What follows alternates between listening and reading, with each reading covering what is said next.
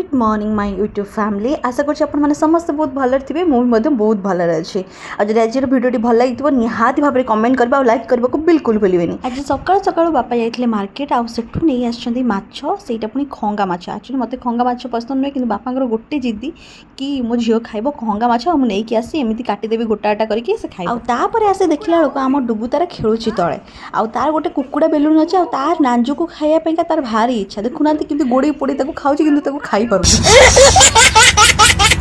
कुकुड़ा नांज को एत टाणी टाणी खाई पारानी किंतु हालिया होगी पड़गला देखुना कि हालिया गड़ुची।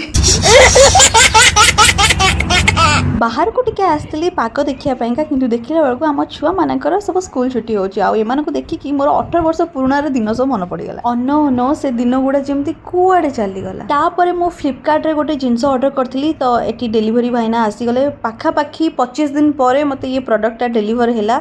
थैंक यू फ्लिपकार्ट एत जल्दी डेलीवर कर थैंक यू। हो छाड़ू छाड़ू जहाँ तो फ्लिपकार्ट कला चलते एवं अनबॉक्सिंग करवा।